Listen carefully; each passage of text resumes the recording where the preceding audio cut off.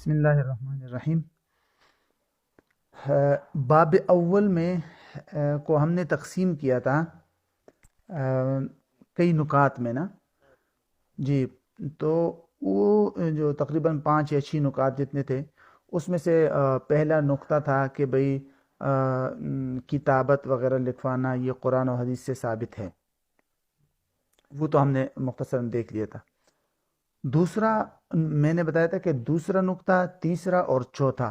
ان تینوں کو ملا کر جب ہم مکمل کریں گے تو تب ہی ہمیں پہلے 4 مادے جو خلاصے میں مادے یا دفعات لکھی ہوئی ہے وہ سمجھ آئے گی۔ تو اس لیے ہم اب دوسرا پوائنٹ، تیسرا پوائنٹ اور چوتھا ان تینوں کو دیکھ لیتے ہیں۔ تو دوسری بات یا دوسرا پوائنٹ یہ تھا کہ کیا وثائق مکتوبہ یا تحریری ثبوت جو ہے وہ حجت ہے یا نہیں، اور اس کی بنیاد پر فیصلہ کیا جا سکتا ہے یا نہیں۔ ٹھیک ہے، تو یہ ہے بنیادی سوال۔ اس سوال کا جواب میں فقہا کی مشہور رائے 2 ہے۔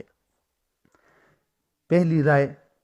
فقہائے شافعیہ، فقہائے حنفیہ اور مالکیہ، ان سب کی اصل رائے یہ ہے کہ بھئی وثیقہ مکتوبہ یا رسید یا یہ جو تحریری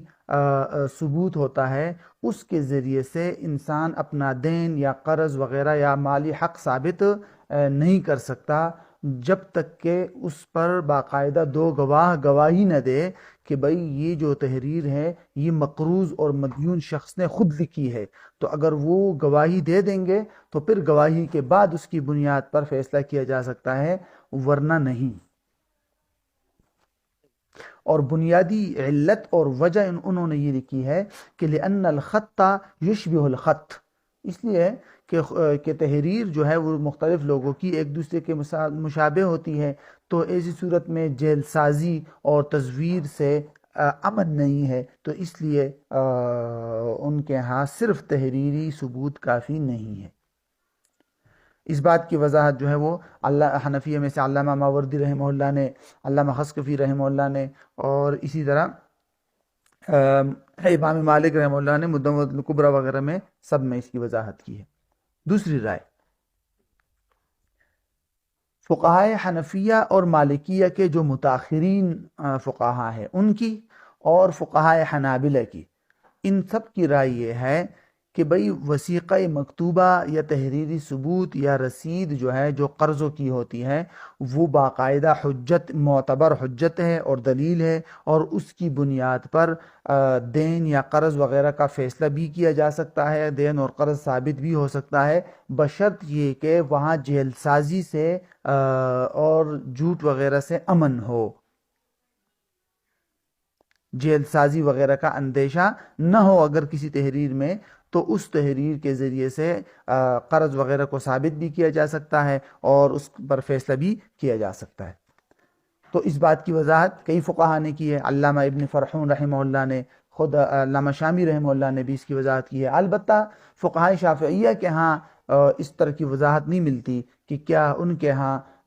جو ہے اس طرح کی رسید کی بنیاد پر قرض اور دین کو ثابت کیا جا سکتا ہے یا نہیں۔ ان کی اصل رائے وہی ہے جو پہلی رائے تھی کہ ثابت نہیں کیا جا سکتا، فیصلہ نہیں کیا جائے گا اس بنیاد پر۔ حضرت نے لکھا ہے خلاصہ کہ فقہا کی عبارات اور فقہا کے کلام کو دیکھ کر یہ سامنے آتا ہے کہ 2 حالتیں ایسی ہیں جن میں تمام فقہا کے ہاں بالاجماع رسید اور تحریری ثبوت کی بنیاد پر فیصلہ کیا جا سکتا ہے اور قرض اور دین ثابت ہو سکتا ہے۔ 2 حالتیں ہیں۔ پہلی حالت یہ ہے کہ اس تحریر کے لکھنے والا یہ اقرار کرتا ہے کہ بھئی یہ میں نے لکھی ہے، یہ تحریر میں نے خود لکھی ہے، کہ اور اس تحریر کے اندر باقاعدہ قرض اور دین کا ذکر ہو، تو ایسی صورت میں علماء کا اجماع ہے کہ ایسی تحریر جو ہے یہ اس کی بنیاد پر قرض اور دین اس کے ذمہ ثابت ہو جائے گا، کیونکہ یہ تو اس کی طرف سے اقرار ہے۔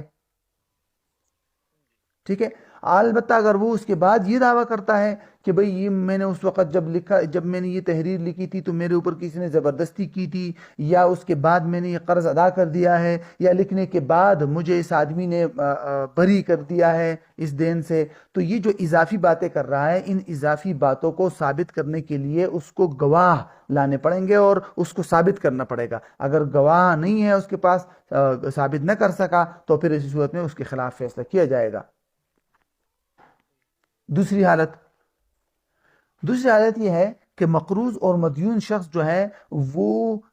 دین کا تو انکار کرے، قرض کا انکار کرے، اور اس بات کا بھی انکار کرے کہ بھئی یہ تحریر میں نے نہیں لکھی، یہ تحریر میں نے لکھی ہے، اس بات کا انکار کر دے، لیکن دو عادل گواہ ایسے موجود ہو جو یہ گواہی دے دے کہ بھئی یہ تحریر اس آدمی نے خود لکھی ہے،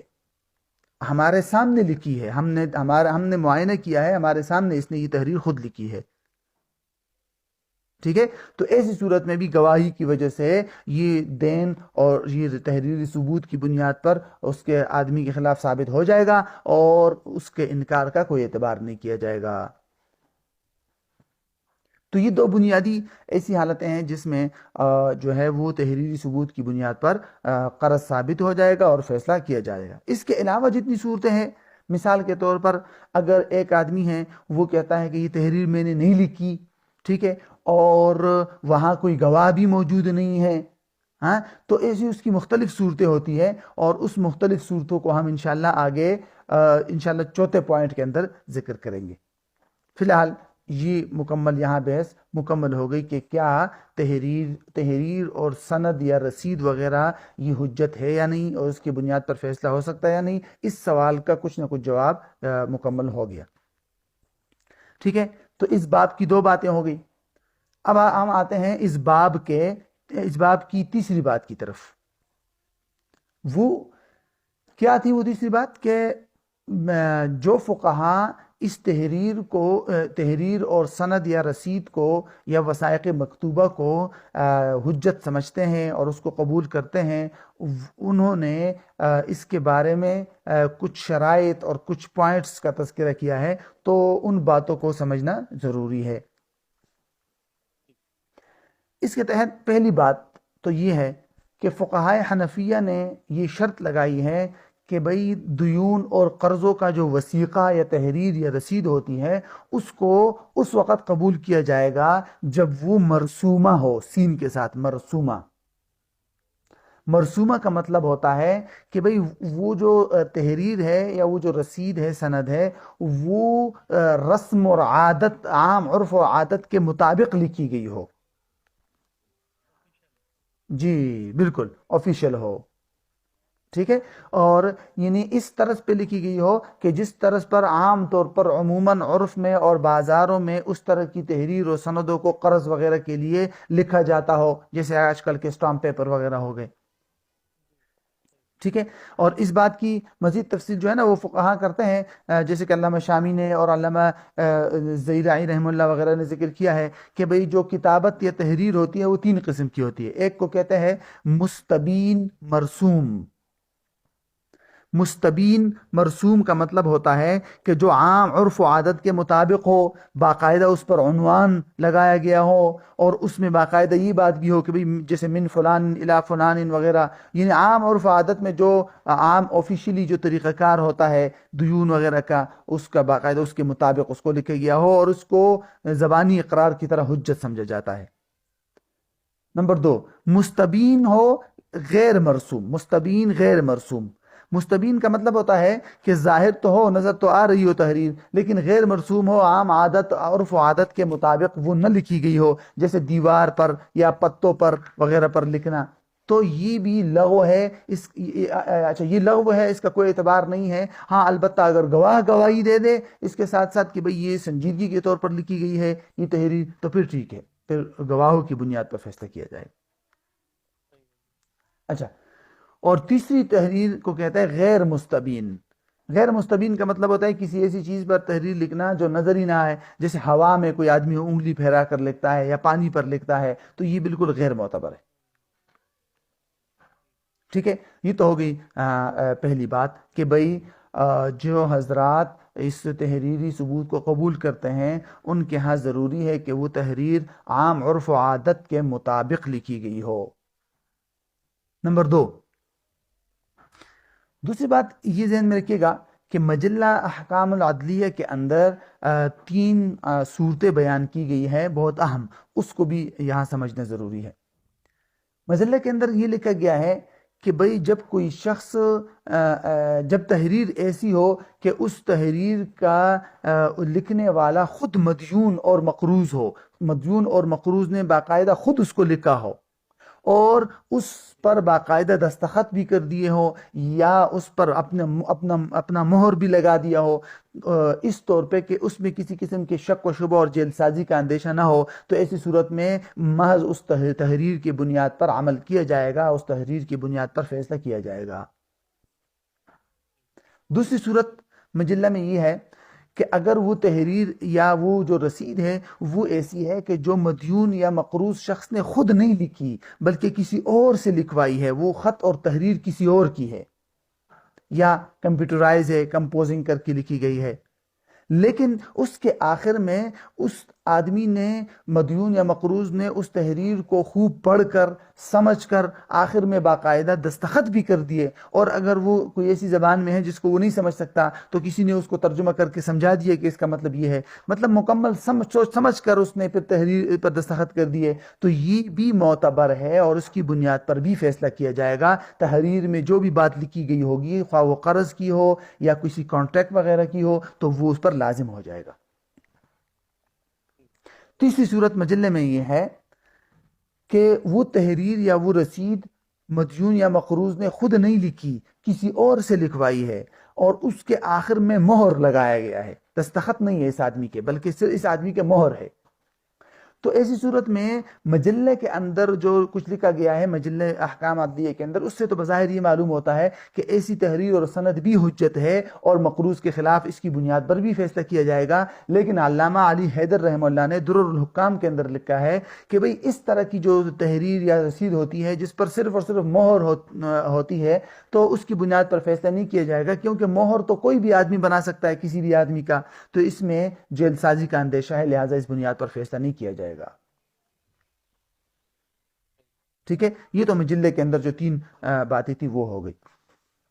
اچھا جی، تو تیسری بات کی طرف آتے ہیں ہم۔ تیسری بات یہ ہے کہ جیسے ابھی ہم نے پڑھ لیا کہ بھئی بنیادی شرط تحریر یا رسید کو قبول کرنے کی بنیادی شرط یہ ہے کہ وہ مرسوم ہو، عام عرف و عادت کے مطابق لکھی گئی ہو، تو اسی سے یہ بھی معلوم ہو گیا کہ کمپیوٹر کے اندر جو سافٹ شکل میں تحریریں ہوتی ہیں اس کا کوئی اعتبار نہیں کیا جائے گا، یا موبائل کے اسکرین پر جو سافٹ شکل میں جو تحریر وغیرہ ہوتی ہے اس کو بھی حجت نہیں سمجھا جائے گا، صرف اس کو حجت نہیں سمجھا جا سکتا۔ وجہ اس کی 2 وجوہات ہیں۔ ایک تو یہ کہ عام عرف و عادت میں سافٹ کاپی اور کمپیوٹر کے اندر جو کچھ تحریر ہوتی ہے اس کو تحریری ثبوت نہیں سمجھا جاتا، اس کو تو صرف اور صرف اس لیے استعمال کیا جاتا ہے کمپیوٹر وغیرہ کو تاکہ اس سے پرنٹ آؤٹ نکال کر اس پر باقاعدہ دستخط کیا جائے اور پھر اس پر مہر وغیرہ لگا لیا جائے، تو پھر اس مقصد کے لیے اس کو استعمال کیا جاتا ہے۔ تو اس لیے اس سے معلوم ہوتا ہے کہ یہ عام عرف و عادت کے خلاف ہے۔ عام عرف و عادت میں صرف کمپیوٹر کے اندر جو تحریر لکھی گئی ہو اس کو معتبر نہیں سمجھا جاتا۔ اور دوسری وجہ یہ ہے کہ بھئی کمپیوٹر کے اندر جو تحریر وغیرہ لکھی گئی ہے اس میں تو جیل سازی وغیرہ کا اور تغیر اور تبدل کا بھی اندیشہ ہوتا ہے، کوئی بھی آدمی اس میں چینجنگ وغیرہ کر سکتا ہے۔ جیسے آج کل آپ نے دیکھا ہوگا کہ بہت سارے فتوے بھی ایسے تیار ہو رہے ہیں کہ کچھ بڑے بڑے مدارس کے جو فتوے ہوتے ہیں ان پر ان کے مہر وغیرہ کو اٹھا کر اوپر تحریر اپنی لگا دیتے ہیں فتویٰ وغیرہ، تو اس طرح کی جیل سازی کا اندیشہ ہوتا ہے، تو اس لیے صرف اس کا کمپیوٹرائز چیزوں کا کوئی اعتبار نہیں ہوگا صرف۔ ٹھیک ہے، یہ تو ہو گئی تیسرا نقطہ۔ چوتھا نقطہ، یہ جو بنیادی شرط ہم نے ذکر کی کہ فقہائے حنفیہ نے یہ شرط لگائی ہے کہ تحریر اور سند یا رسید کو اس وقت قبول کیا جائے گا جب وہ مرسوم ہو اور عام عرف و عادت کے مطابق ہو، اس سے فقہائے حنفیہ نے کچھ چیزوں کو مستثنا کیا ہے کہ ان چیزوں کے لیے عام عرف و عادت کے مطابق ہونا یا مرسوم ہونا ضروری نہیں ہے۔ وہ چیزیں کیا ہے؟ وہ چیزیں ہیں عام تاجروں اور دکانداروں کے جو رجسٹرڈ ہوتے ہیں، یا صراف کے جو رجسٹرڈ ہوتے ہیں، یا سمسار اور ایجنٹ کے جو دفاتر جس کو کہتے ہیں یا رجسٹر ہوتے ہیں، جس کا یعنی جن رجسٹروں کا اصل مقصد ہی کھاتا لکھنا ہوتا ہے اپنے اوپر یا لوگوں کے اوپر جو کھاتا ہوتا ہے تاکہ بھول نہ جائے وہ لکھنا ہوتا ہے، تجربہ کے طور پر، اور صرف خط ٹھیک کرنے کے لیے نہیں ہوتا. اور دکاندار یا اس آدمی نے جس کا یہ رجسٹر ہے اس نے خود اپنے ہاتھ سے لکھی ہو اور اس میں کسی قسم کے شبہ وغیرہ کی بھی اندیشہ نہ ہو جیل سازی کا، تو پھر اس کو فقہائے حنفیہ نے اس کو مستثنا کیا ہے کہ اس کے لیے باقاعدہ عرف و عادت کے مطابق یا مرسوم ہونا ضروری نہیں ہے کہ باقاعدہ اس پر عنوان لگایا گیا ہو اور اس کو آفیشیلی طور پر اس پر دستخط بھی ہو سب کے، اور پھر مہر بھی ہو، تو اور وہ ساری تفصیلات ضروری نہیں ہے اس میں، اس طرح کے رجسٹروں میں. کیوں؟ اس طرح کے رجسٹروں کا اصل مقصد ہی یہی ہوتا ہے کہ بھئی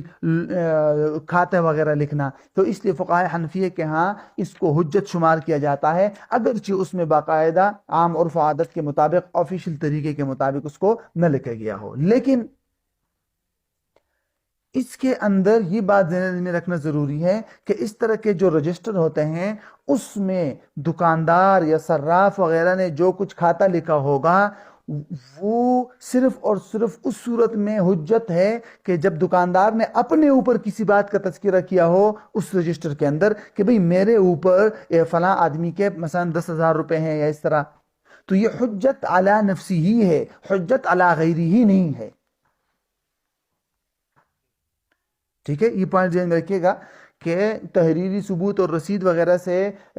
کے لیے جو بنیادی شرط ہے کہ مرسوم ہو، عام عرف و عادت کے مطابق لکھ کے گیا ہو، اس سے یہ اس قسم کے رجسٹر تو مستثنا ہے. لیکن اس قسم کے رجسٹر کے اندر اگر کسی نے اپنے اوپر کوئی بات لازم کر کے لکھی ہو تو اس کے لیے حجت ہے. کسی اور پر اگر اس طرح کا بات کا تذکرہ کیا ہو تو یہ کافی نہیں ہے. ہاں، فقہائے حنابلہ یہ بات ذکر کی ہے کہ اگر کسی اور کے ذمے اپنی بات لکھی گئی ہو اور اس پر کوئی ایک آدمی بھی گواہی دے دے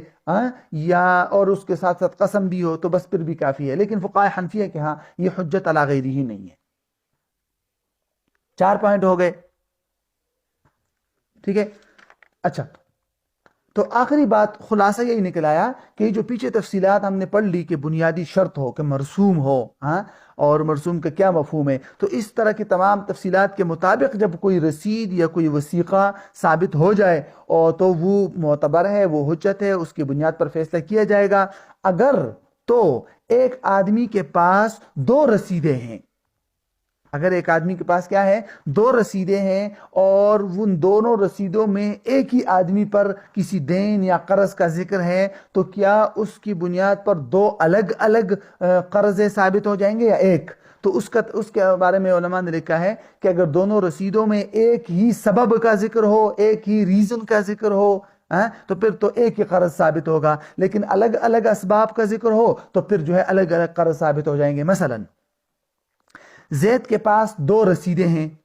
اور دونوں رسیدوں میں 1,000 روپے کا ذکر ہے جو عمر کے ذمہ لازم ہے. اب اگر دونوں رسیدوں میں ایک ہی بات لکھی گئی ہے کہ بھئی عمر نے زید سے ایک موبائل خریدا تھا جس کے بدلے میں عمر کے ذمہ یہ پیسے لازم ہوئے ہیں، اور دونوں میں اسی بات کا ذکر ہے، تو پھر بس ٹھیک ہے، ایک ہی قرض لازم ہو جائے گا جتنا بھی ہوگا. اور اگر ایک رسید میں یہ ہے کہ عمر نے موبائل خریدا ہے اس لیے اس کے اوپر 10,000 ہے، اور دوسری رسید میں یہ ہے کہ عمر نے قرض لیا ہے زید سے اس لیے اس پر جو ہے وہ مزید 10,000 روپے ہیں، تو پھر اس صورت میں 2 الگ الگ 10,000 روپے 10,000 روپے لازم ہو جائیں گے اور 20,000 روپے لازم ہو جائیں گے. ٹھیک ہے، یہ تو ہو گیا خلاصہ جو ہے تیسری بات کا، اس باب کی تیسری بات کا. اچھا جی، اس باب کی جو چوتھی بات ہے وہ بہت اہم ہے، اس کو مکمل کرنے کے بعد ہی پہلے جو 4 مادے ہیں یہ ہمیں مکمل طور پہ سمجھ آ جائیں گے. یہ چوتھی بات کیا تھی؟ چوتھی بات یہ ہے کہ اگر جس آدمی کی طرف تحریر کو منسوب کیا جا رہا ہے وہ اس تحریر یا اس تحریر میں جو دین ہے اس کا انکار کرے، یہ عنوان ہے. ٹھیک ہے، اگر وہ اس کا انکار کرتا ہے کہ میں نہیں مانتا تو پھر تو اس کی نا مختلف حالتیں ہیں، ان مختلف حالتوں کو دیکھنا ضروری ہے. بنیادی طور پر اس کی 3 حالتیں ہیں. ٹھیک ہے، بنیادی طور پر اس کی کتنی حالتیں ہیں؟ 3۔ پہلی حالت یہ ہے کہ جو مقروض یا مدیون ہے وہ یہ اعتراف کر رہا ہے کہ یہ تحریر یا یہ رسید میں نے خود اپنے ہاتھ سے لکھی ہے، لیکن اس کے اندر جو دین یا قرض ہے وہ میرے اوپر لازم نہیں ہے، اور اس کے کوئی کیوں لازم نہیں ہے، اس کے لیے وہ کوئی عذر، کوئی ریزن وغیرہ بیان نہ کرے، بس صرف یہ کہہ دے کہ ٹھیک ہے یہ تحریر میں نے لکھی ہے لیکن میں اس دین کو نہیں مانتا، اس قرض کو میں نہیں مانتا۔ تو ایسی صورت میں تو اس آدمی کے انکار کی طرف بالکل توجہ ہی نہیں کی جائے گی۔ جب وہ خود اقرار کر رہا ہے کہ یہ تحریر میں نے لکھی ہے تو بس جب تحریر لکھی ہے تو اس تحریر کے اندر جو قرض اور دین ہے وہ بھی اس کے ذمہ ثابت ہو جائے گا۔ دوسری حالت یہ ہے کہ وہ مدیون یا مقروض یہ اقرار تو کر رہا ہے کہ یہ تحریر یا یہ سند یا یہ رسید میں نے خود اپنے ہاتھ سے لکھی ہے، لیکن وہ اس کے اندر جو دین یا قرض لکھا ہوا ہے اس کا انکار کرتا ہے اور اس کے لیے کوئی عذر یا ریزن بھی بیان کرتا ہے۔ مثلا وہ کہتا ہے کہ بھئی یہ رسید تو میں نے خود اپنے ہاتھ سے لکھی ہے کہ ہاں میرے اوپر 10,000 روپے لازم ہے، لیکن جس وقت میں لکھ رہا تھا میں یہ تحریر بطور مذاق لکھ رہا تھا، میں سنجیدہ نہیں تھا، یا تو یہ تو میں نے صرف جھوٹا اقرار کیا تھا، یا میں نے یہ تحریر لکھنے کے بعد اس تحریر کے اندر جو رقم لکھی ہوئی ہے یہ ادا کر دی ہے، یا اس تحریر لکھنے کے بعد اس قرض خواہ نے مجھے اس قرض سے بری کر دیا ہے، معاف کر دیا ہے مجھے، اس طرح کے کوئی نہ کوئی ریزن بتا دے۔ تو ایسی صورت میں علماء نے لکھا ہے کہ یہ جو آدمی ہے جو یہ اقرار کر رہا ہے کہ یہ تحریر میں نے لکھی ہے تو اس کے ذمے یہ لازم ہوگا کہ یہ جو اضافی باتیں کر رہا ہے نا کہ بھئی یہ مذاق میں نے لکھی ہے، یا میں نے اس کو لکھنے کے بعد ادائیگی کر دی تھی، یا میں نے لکھنے کے بعد مجھے معاف کر دیا گیا ہے، اس اضافی باتوں کو اس کو ثابت کرنا پڑے گا۔ گواہ لے آئے اور گواہ یہ باقاعدہ گواہی دے 2 گواہ کہ ہاں بھائی یہ آدمی ٹھیک کہہ رہا ہے، اس نے یہ تحریر لکھی تھی اور اس کے بعد اس نے ادائیگی کر دی، تو ٹھیک ہے تب تو بری ہو جائے گا۔ لیکن اگر اس کے پاس اپنے اس مزید باتوں کو یا یہ جو ریزن اور عذر بیان کر رہا ہے اس کو ثابت کرنے پر اس کے پاس گواہ نہیں ہے، تو پھر جس آدمی کے لیے اس نے یہ تحریر لکھی تھی نا قرض خواہ، اس کو قاضی کہے گا کہ تم قسم کھاؤ، اس سے قسم لی جائے گی کہ یہ آدمی جو عذر بیان کر رہا ہے یہ اپنے اس عذر بیان کرنے میں سچا ہے یا نہیں۔ اگر اس نے قسم کھا لی تو تب اس کے ذمہ دین اور قرض ثابت ہو جائے گا، اگر وہ قسم سے انکار کرتا ہے تو تب ثابت نہیں ہوگا۔ ٹھیک ہے، یہ ہو گئی دوسری حالت۔ اچھا جی، تیسری حالت یہ ہے کہ جو مقروض ہے یا جس کے ذمے اس تحریر یا رسید کو ثابت کیا جا رہا ہے وہ سرے سے ہی انکار کرے کہ یہ تحریر میں نے لکھی نہیں ہے سرے سے۔ اگر کسی اور نے لکھی ہے یا کمپیوٹرائز ہے تو تب وہ یہ انکار کرے کہ اس پر میں نے سرے سے دستخط ہی نہیں کیے۔ ٹھیک ہے، تو اس طرح بالکل کہے کہ یہ اگر ہاتھ سے لکھی گئی ہے تو میں نے نہیں لکھی، اور اس پر جو اگر کسی اور نے لکھی ہے لکھوائی ہے تو میں نے اس پر دستخط بھی نہیں کیے، نہ میں نے اس پر مہر لگائے ہیں۔ ٹھیک ہے، تو اس بارے میں اب کیا کیا جائے گا؟ اب ایسی تحریر یا ایسی رسید کی بنیاد پر فیصلہ کیا جا سکتا ہے، مقروض پر جو ہے وہ اس قرض یا دین کو ثابت کیا جا سکتا ہے اس رسید میں جو قرض لکھا ہوا ہے یا نہیں۔ اس میں عمومی طور پر 3 رائے موجود ہے۔ پہلی رائے، بعض فقہا کی رائے یہ ہے کہ یہ جس آدمی کے خلاف اس تحریر یا رسید کو پیش کیا جا رہا ہے اور جو آگے سے انکار کر رہا ہے اس کو قسم دی جائے گی کہ تم قسم کھاؤ کہ یہ تحریر تم نے نہیں لکھی، تم نے نہیں لکھوائی، تم نے دستخط یا مہر وغیرہ اس پر نہیں لگوائے۔ اگر وہ قسم کھا لیتا ہے تو بس وہ بری ہے، اور اگر وہ قسم سے انکار کرتا ہے، نہیں کھاتا، تو تب اس کے خلاف فیصلہ کیا جائے گا، کیونکہ یہ نقول ہے، نقول کی بنیاد پر فیصلہ کیا جاتا ہے۔ یہ پہلی رائے۔ لیکن حضرت نے لکھا ہے کہ یہ جو رائے ہے یہ اصل مسلک کے مطابق ہے جو ہم نے پیچھے پڑھا تھا کہ کیا رسید اور وثائق مکتوبہ جو ہے وہ حجت ہے یا نہیں، تو فقہائے حنفیہ، شافعیہ اور مالکیہ کی اصل رائے کے مطابق وہ حجت نہیں تھا، تو یہ اس رائے کے مطابق ہے یہ والی رائے۔ دوسری رائے، جہاں تک دوسری رائے ہے تو وہ اکثر علماء نے اس کا تذکرہ کیا ہے، علامہ شامی رحمہ اللہ نے تنقیح الفتاوی الحامدیہ کے اندر اس کا تذکرہ کیا ہے، وہ یہ ہے کہ قاضی اس کو کہے گا، یہ جو آدمی انکار کر رہا ہے کہ یہ میری تحریر نہیں ہے، ہاں اس پر جو دستخط ہے یہ بھی میرے نہیں ہے، تو قاضی اس سے تحریر لکھوائے گا یا اس سے دستخط وغیرہ لے گا اور اس کا موازنہ کرے گا دونوں تحریر کا، اور ماہرین کو بلائے گا۔ جب ماہرین کہیں گے کہ ہاں بھائی یہ دونوں تحریریں تو ایک جیسی ہے، تو پھر اس کے خلاف فیصلہ ہو جائے گا۔ اگر ماہرین کہتے کہ نہیں تحریر میں بالکل فرق ہے، تو پھر اس صورت میں اس کے خلاف فیصلہ نہیں کیا جائے گا۔ یہ دوسری رائے ہو گئی، گویا کہ اس میں ایک سلوشن بیان کیا گیا ہے نا کہ ماہرین کی رائے لی جائے گی۔ تیسری رائے جو مجلہ احکام عدلیہ کے اندر بیان کی گئی ہے، اور وہ ذرا تفصیلی ہے، اس کو دیکھ لیجئے۔ مجلہ احکام العدلیہ کے اندر جو مادہ یا دفعہ نمبر 1610 ہے، اس میں یہ بیان کیا گیا ہے کہ جب کوئی شخص اس طرح کی تحریر یا سند یا رسید کا بالکل سرے سے انکار کرے کہ یہ جو ہے میں نے نہیں لکھی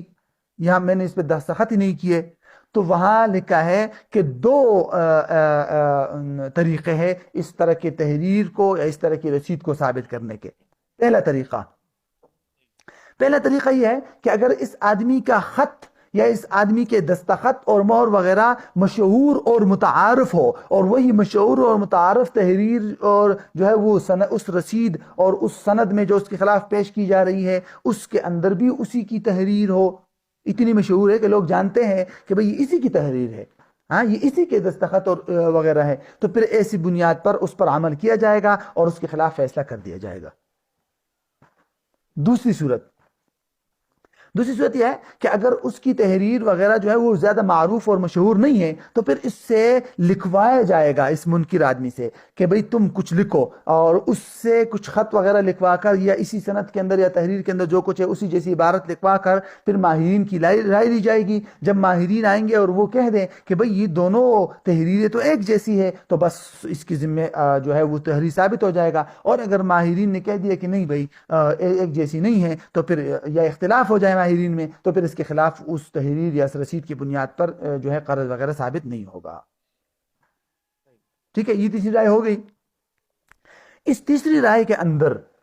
دو چیزیں جو تھی، ایک تو یہ کہ اس آدمی کا خط یا تحریر جو ہے وہ مشہور اور معروف ہو، اور دوسرا یہ کہ ماہرین کی رائے لی جائے گی۔ تو ان دونوں کے بارے میں کچھ نکات سمجھنا ضروری ہے۔ پہلا کہ بھئی اس آدمی کا خط مشہور ہو، تو اس کے خط کے مشہور ہونے کا کیا مطلب ہے؟ مطلب کتنے لوگوں کو معلوم ہونا چاہیے کہ بھئی یہ اسی کا خط ہے؟ ہاں، تو اس بارے میں مجلہ کی جو شروحات ہے اس میں سے ایک شرح ہے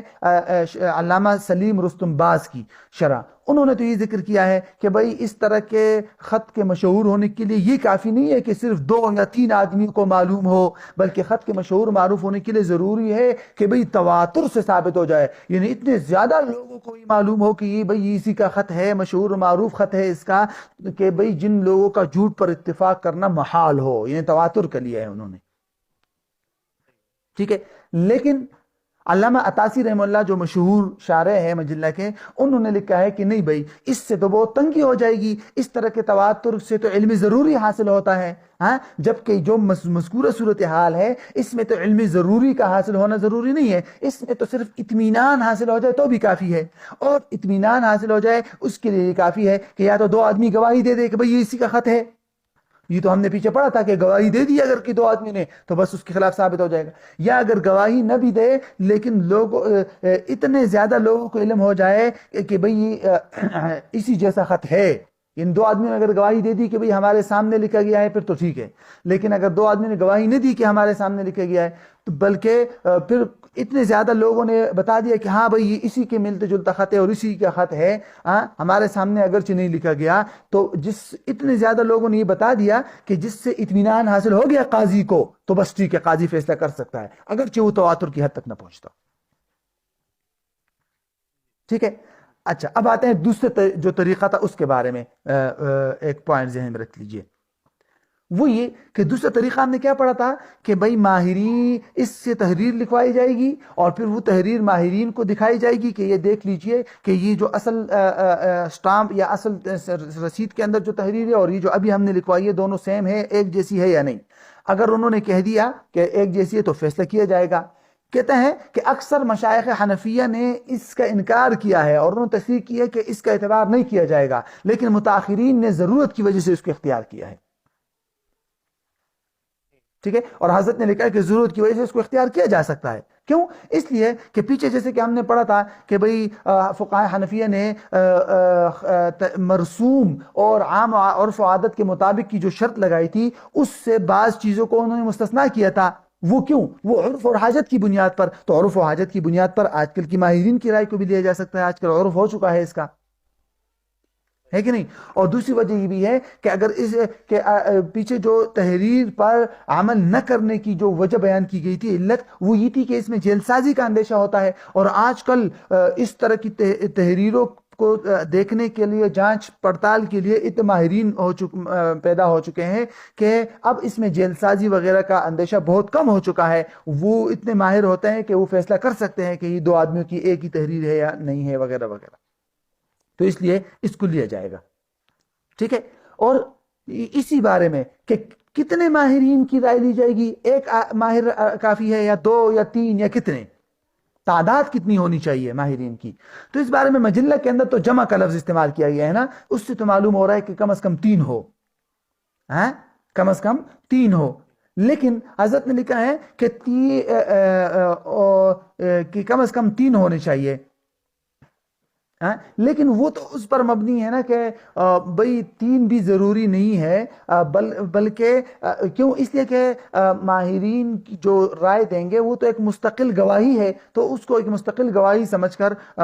2 بھی ماہرین اگر بتا دیں کہ بھئی ہاں یہ اسی کی تحریر ہے تو اس کی بنیاد پر بھی فیصلہ کیا جائے گا. جہاں تک مجلہ کے اندر جمع کا لفظ استعمال کیا گیا، ممکن ہے وہ جیسے کہ عمومی طور پر جمع کا صیغہ استعمال کرتے ہیں جنس کے لیے، تو اس کو استعمال کیا گیا اور عدد مقصود نہ ہو. تو بہرحال یہ ہو گیا خلاصہ.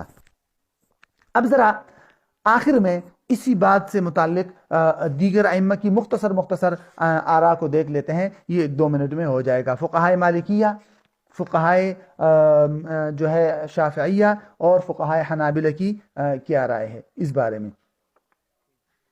دیکھیے، فقہائے مالکیہ کی آراء کا خلاصہ یہ ہے، وہ کہتے ہیں کہ جب کوئی شخص کسی تحریر کا انکار کرے کہ بھئی میں نے یہ نہیں لکھی، تو اس سے کوئی اور تحریر لکھوائی جائے گی، اور پھر وہ کوئی اور تحریر اسی طرح جس طرح فقہائے حنفی نے بتایا ماہرین کو دکھائی جائے گی. اگر وہ ماہرین نے بتا دیا کہ دونوں تحریر ایک جیسی ہے تو اس کے خلاف فیصلہ کر دیا جائے گا. ٹھیک ہے. اچھا، البتہ کتنے گواہ ہونا ضروری ہے یا کتنے ماہرین ضروری ہے جو یہ گواہی دے کہ بھئی یہ دونوں تحریر ایک جیسی ہے یا اسی کی تحریر ہے، کتنی عدد کتنی ہونا ضروری ہے، وہ فقہائے حنفیہ کی رائے تو ہم نے بتا دی. لیکن مالکیہ کے ہاں اس بارے میں 3 قول پائے جاتے ہیں. ایک قول علامہ ابن عبد البر رحمہ اللہ نے علامہ ابن وہب سے نقل کیا ہے کہ 2 آدمی گواہی بھی دیں گے اور مدعی ساتھ ساتھ میں قسم بھی کھائے گا. ٹھیک ہے، کہ خط کو ثابت کرنے کے لیے کتنے گواہ ضروری ہے. تو اس بارے میں انہوں نے کہا کہ 2 گواہ بھی گواہی دیں گے، مدعی بھی قسم کھائے گا. دوسرا قول علامہ معذری رحمہ اللہ، وہ فرماتے ہیں کہ صرف 2 آدمیوں کی گواہی کافی ہے، مدعی پر کوئی قسم کھانا ضروری نہیں ہے. ٹھیک ہے. تیسرا قول جو علامہ ابن رشد رحمہ اللہ نے بیان کیا ہے، وہ کہتے ہیں کہ بھئی اگر مدعی قسم کھائے اور ساتھ ساتھ میں ایک آدمی گواہی دے دے اس خط پر تو بس یہ بھی کافی ہے. اور حقیقت دیکھا جائے نا تو فقہائے مالکیہ کے ہاں اصل نصاب یہی ہے کہ یا تو 2 آدمی گواہی دے دے جو بھی کوئی معاملہ ہو، یا ایک گواہی ہو اور ایک مدعی قسم کھائے. یہ ان کا اصل نصاب ہے. ٹھیک ہے، تو اصل نصاب ان کا یہی ہے. تو اس کی بنیاد پر یہ تو ہو گیا فقہائے مالکیہ کی رائے. جہاں تک فقہائے حنابلہ کی رائے ہے تو فقہائے حنابلہ بھی تقریباً فقہائے حنفیہ اور مالکیہ کے قریب ہے. وہ کہتے ہیں کہ بھئی جس خط یا جس تحریر میں جیل سازی کا اندیشہ نہ ہو، اس کو حقوق کے اس بات میں، حقوق کو ثابت کرنے میں اس کو حجت قرار دیا جا سکتا ہے. ہاں البتہ اس بارے میں وہ پھر فقہائے مالکیہ کے قریب ہیں کہ بھئی کتنے گواہی دیں گے اس خط پر کہ بھئی یہ اسی کی تحریر ہے. تو وہ اس بارے میں فقہائے مالکیہ کی رائے کے قریب وہ کہتے ہیں ایک گواہ اور مدعی کی قسم، یہ دونوں جمع ہو جائے تو بس کافی ہے. تو یہ ہے ان تین مسالک کی آراء فقہائے حنفیہ کے متاخرین، فقہائے حنابلہ اور مالکیہ، جنہوں نے خط اور تحریر کو قابل حجت مانا ہے۔ جہاں تک فقہائے شافعیہ ہے، ان کے ہاتھ، جیسے کہ ہم نے پہلے بھی پڑھا، ان کے ہاتھ تو تحریر اور رسید وغیرہ قابل حجت ہی نہیں ہے، تو اس لیے ان کی رائے مزید تفصیل کی کوئی ضرورت ہی نہیں ہے۔ ٹھیک ہے، اب یہ تو ہو گیا خلاصہ مکمل۔ تو اب پہلے 4 مادوں کا خلاصہ یہ تقریباً ہو گیا، تو پہلے 4 مادوں کو دیکھ لیتے ہیں۔ اس پہلے 4 مادوں میں جو پہلا مادہ ہے نا، اس میں انہی دونوں حالتوں کا ذکر ہے جن 2 حالتوں میں تمام فقہا کے ہاں تحریر اور رسید کی بنیاد پر فیصلہ کیا جا سکتا ہے۔ ایک تو یہ کہ کاتب یا جو مقروض یا مدیون ہے وہ خود اقرار کرتا ہو کہ ہاں میں نے لکھا ہے، اور دوسرا یہ کہ انکار کرتا ہو لیکن 2 گواہوں نے گواہی دے دی۔ ٹھیک ہے، تو پہلے مادے میں گویا کہ سمجھ لیجئے کہ اس کے اقرار کا ذکر ہے، اور دوسرے مادے میں اس کے انکار کا، لیکن ساتھ میں 2 گواہ جو ہے وہ گواہی دے دے، اس بات کا ذکر ہے۔ ٹھیک ہے، اور تیسرے مادے کے اندر یہ ہے کہ اگر وہ سرے سے ہی انکار کرتا ہے اور گواہ بھی نہیں ہے، تو پھر اس وقت میں پھر ماہرین کی رائے لی جائے گی۔ اگر کم از کم 2 ماہرین نے گواہی دے دی کہ یہ اسی کا خط ہے اور قاضی کو اطمینان ہو گیا، تو بس اس کے خلاف فیصلہ کیا جائے گا۔ اور چوتھے مادے میں یہ ہے کہ اگر ماہرین کا اختلاف ہو جائے تو پھر اس کے خلاف فیصلہ نہیں کیا جائے گا۔ ٹھیک ہے، اب دیکھ لیجیے، کہتے بسم اللہ الرحمن الرحیم، الاصل فی اثبات سند الدین اقرار کاتبہ بانہ کتبہ بخط یدہ۔ دین اور قرض کی جو سند یا رسید ہوتی ہے، اس کو ثابت کرنے میں اصل اصول تو یہ ہے کہ لکھنے والا خود اقرار کرے کہ اس نے یہ اپنے ہاتھ سے یہ تحریر لکھی ہے۔ اگر وہ اس بات کے اقرار کرتا ہے تو اس کے ذمے دین ثابت ہو جائے گا، اور اس کے خلاف دین قرض خواہ کے لیے اس کے خلاف فیصلہ کر دیا جائے گا۔ اگر کاتب یہ اقرار کرتا ہے کہ اس نے اپنے ہاتھ سے ہی تحریر لکھی ہے، لیکن اس کے اندر جو دین اور قرض لکھا ہوا ہے اس کا انکار کرتا ہے، تو پھر اس کے انکار کی طرف کوئی توجہ نہیں کی جائے گی۔ وَإِنِ ادَّعَىٰ أَنَّهُ كَانَ كَاذِبًا فِي كِتَابَةِ هَذَا السَّنَدِ أَوْ كَتَبَهُ بِإِكْرَاهٍ مِّنَ الْمُدَّعِي أَوْ كَتَبَهُ وَهُوَ سُكْرَانٌ، اگر وہ یہ دعویٰ کرتا ہے کہ بھئی وہ اس تحریر کو لکھنے میں، اس سند کو لکھنے میں وہ جھوٹا تھا، یا اس نے مدعی نے اس پر اقرار اور زبردستی کی تھی اس لیے اس نے یہ لکھا، یا اس نے یہ تحریر لکھی تھی اس وقت جب وہ نشے میں تھا، یا اس نے یہ دعویٰ کر دیا کہ اس نے یہ تحریر تو لکھی ہے لیکن اس کے بعد اس نے یہ دین اور قرض ادا کر دیا ہے، تو فعلیہ عبء اثبات جمیع ذالک، ان تمام باتوں کو ثابت کرنے کی ذمہ داری اس کے ذمہ ہوگی، اس پر ہوگی۔ فَإِنْ أَثْبَتَهُ بِبَيِّنَةٍ مُعْتَبَرَةٍ قُضِيَ لَهُ بِالْبَرَاءَةِ، اگر اس نے معتبر گواہوں سے اس بات کو ثابت کر دیا تو اس کے لیے براءت کا فیصلہ کر دیا جائے گا کہ وہ بری ہے، اور اگر اس کو ثابت نہ کر سکا تو پھر ایسی صورت میں قرض خواہ کو ان اعذار کے انکار کے لیے قسم دی جائے گی کہ آپ قسم کھائیں کہ کیا یہ عذر جو ہے یہ صحیح بیان کر رہا ہے یا نہیں۔ اگر وہ قسم کھائے گا تو ٹھیک ہے، پھر اس کے لیے فیصلہ کر دیا جائے گا۔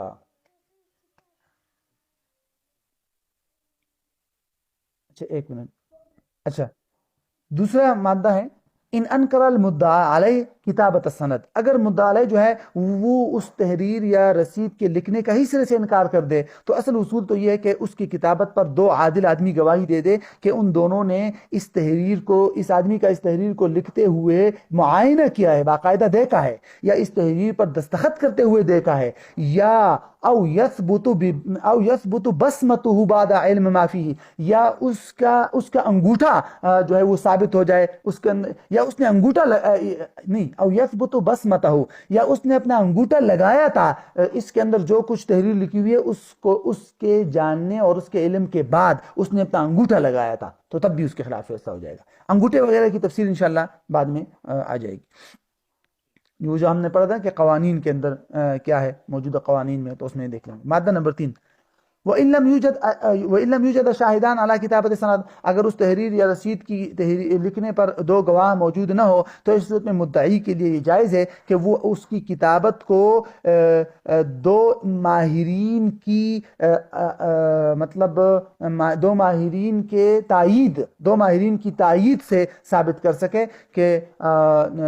یقارنان خطہ بما ثبت انہ خطہ، کہ اس کے خط کو یعنی کیا کہتے ہیں، مقارنہ کرے، اس کے خط کا تقابل کرے اس کے ساتھ جس کے بارے میں ثابت ہو چکا ہو کہ اس کی تحریر ہے۔ مطلب پہلے اس سے ایک تحریر لی جائے گی، وہ تو ثابت ہو جائے گا نا کہ یہ اسی کی تحریر ہے، اور پھر جو ہے اس ماہرین کی تائید لی جائے گی کہ ان دونوں کا مقارنہ کر کے بتائیں۔ ٹھیک ہے. تو فیشہدان ان خط السند خطہ، تو وہ دونوں ان دونوں نے یہ گواہی دے دی ماہرین نے کہ بھئی یہ کہ جو رسید اور اصل سند کی جو تحریر ہے وہ اسی کی ہے، اور قاضی کو ان دونوں کی گواہی سے اطمینان بھی ہو گیا، تو قاضی کے لیے جائز ہے کہ وہ اس سند کی تقاضے کے مطابق اس کے خلاف فیصلہ کر لے، اس سند کے اندر جو کچھ بھی لکھا ہوا ہے تحریر کے اندر. فَإِنِ اخْتَلَفَ الْخَبِيرَانِ فِي رَأْيِهِمَا، اگر دونوں ماہرین جو ہے وہ اپنی اپنی رائے میں مختلف ہو گئے، ایک نے کہا بھائی اسی کی تحریر ہے، دوسرے نے کہا نہیں اس کی تحریر نہیں ہے، یا ان میں سے کسی ایک کی رائے میں کسی ایک کو اپنی رائے میں شک ہو گیا، تو پھر اس میں سند ثابت نہیں ہوگا اور اس کی بنیاد پر فیصلہ نہیں کیا جائے گا.